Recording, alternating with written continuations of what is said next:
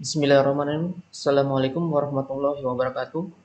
Berikut ini adalah panduan singkat atau pengantar penggunaan aplikasi MySQL Workbench sebagai editor grafis pengolahan atau manajemen basis datanya kita. Untuk itu terlebih dahulu saya mengaktifkan dulu aplikasi SAM Control Panel di mana di dalamnya sudah ada service Apache dan MySQL. Di sini saya menggunakan SAM versi 743, kemudian MySQL-nya masih MySQL versi 7. Saya aktifkan service Apache dan MySQL-nya, kemudian kita buka aplikasi MySQL Workbench-nya.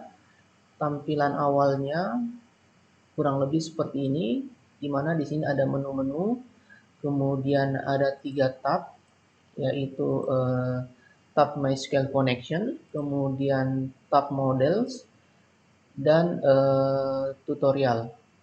Saya ingin kembali ke Home, maka klik tombol di atas ini. Oke, jika ingin menambahkan koneksi untuk ke database MySQL-nya kita, bisa diklik tanda plus ini. Maka di sini kita akan melakukan koneksi yang baru. Di sini dengan menuliskan judul koneksinya atau nama koneksinya, kemudian metodologi yang digunakan untuk melakukan koneksi. Di sini ada 3 pilihan, standar TCP/IP, lokal, kemudian standar menggunakan SSH. Kemudian di input hostname-nya, port yang digunakan MySQL-nya. Sebagai contoh di sini port yang digunakan adalah 3306, artinya kita merujuk ke port MySQL ini.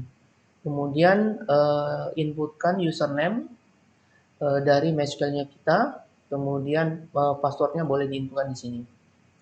Setelah itu kita akan melakukan tes koneksi. Ini contoh saja ya, tes koneksi, kemudian kita tes connection. Jika informasinya muncul seperti ini, maka tes koneksi kita adalah sukses, seperti itu. Maka kita tekan OK dan seterusnya. Materi ini sudah ada di video tutorial sebelumnya. Jadi kita langsung saja untuk membuka koneksi ke dalam MySQL Workbench-nya menggunakan settingan yang sudah disetting sebelumnya. Oke, lingkungan kerja kita adalah kurang lebih seperti ini. Dan di sini menu home, kemudian di sini adalah menu koneksi tadi yang pertama kita pilih, yaitu untuk koneksi ke SAM localhost. Jika kita ingin kembali ke home, silakan klik tombol home atau menu home. Kemudian ketika kita sudah melakukan koneksi atau memilih profil koneksi, maka akan muncul lingkungan kerja seperti ini. Oke, di sini adalah lingkungan kerja kita secara umum untuk dashboardnya. Kemudian di sini ada beberapa menu, menu administrator, kemudian menu scheme atau menu database yang sudah tersedia di MySQL-nya kita. Jadi kita kembali dulu ke menu administration. Di sini kita bisa mengecek keberadaan atau status dari server MySQL-nya kita. Nah, jadi posisinya seperti ini ya. Ini posisinya running. Dan nanti ke depan jika ada trouble silakan masuk di menu administration untuk melihat konfigurasi atau settingan dari MySQL-nya kita. Kemudian yang berikutnya adalah menu scheme atau menu database-nya kita, karena istilah di MySQL Workbench, scheme itu kurang lebih sama dengan database. Kemudian di sini ada menu-menu.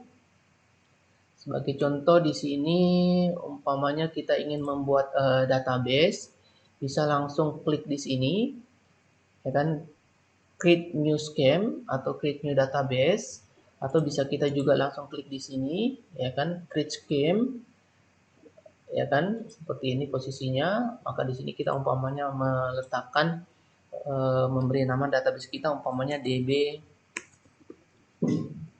coba 1. Kemudian kita bisa apply. Kemudian kita apply lagi. Di sini create scheme DB underscore coba 1. Apply. Kemudian finish.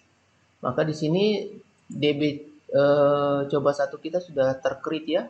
Posisinya seperti ini. Jika kita ingin melakukan create table, silakan kembali ke sini. Di menu tabelnya, klik kanan, kemudian create table. Seperti itu. Nah, posisinya di sini silakan diinputkan nama tabelnya, umpamanya table 1, ya kan? Kemudian di sini tipenya, kemudian sini engine yang digunakan, kemudian di sini komen atau komentar untuk tabel yang kita baru definisikan. Kemudian jika kita ingin membuatkan field atau kolomnya, silakan di sini posisinya, ya kan? Umpamanya di sini adalah ID. Kemudian di sini adalah tipe datanya. Di sini banyak pilihan ya, mulai dari integer sampai di set. Kemudian properti berikutnya lagi adalah PK. PK ini menandakan primary key ya. Kemudian NN ini adalah not null. Kemudian UK ini ada unique. B ini adalah binary. UN ini adalah unsigned. Kemudian ZF ini adalah zero field. Kemudian AI ini adalah auto increment. Kemudian J ini adalah generate. Ya, kemudian di sini default ekspresi kita bisa definisikan di sini. Nanti ke depan jika kita membutuhkan kolom atau field yang memang membutuhkan default expressionnya.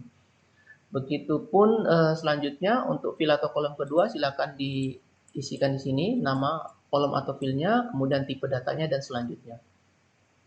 Kemudian untuk beberapa settingan kita bisa melihat di menu index, kemudian foreign key, trigger, partition, dan option. Jadi ini menu-menu untuk mengatur tabel tersebut. Dalam hal ini adalah tabel 1. Jadi jika ini Anda ingin membuat index atau foreign key, silakan diklik menu-menu di bawah ini.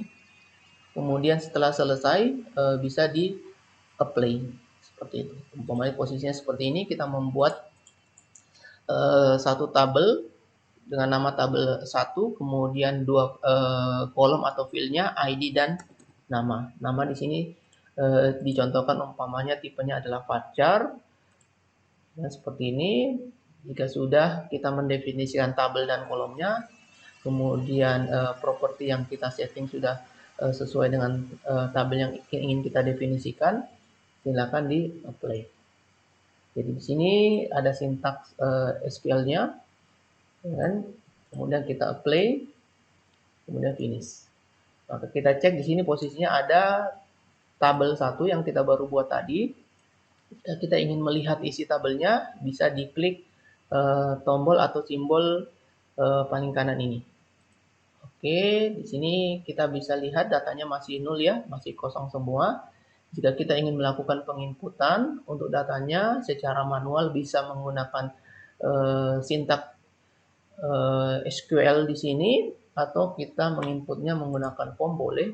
Umpama di sini ID 1, kemudian nama adalah percobaan, ini boleh juga. Kita apply. Ini jika kita menggunakan inputan berbasis grafisnya ya, kita apply. Ya, ini dia menampilkan juga perintah SQL-nya. Kemudian kita apply, finish.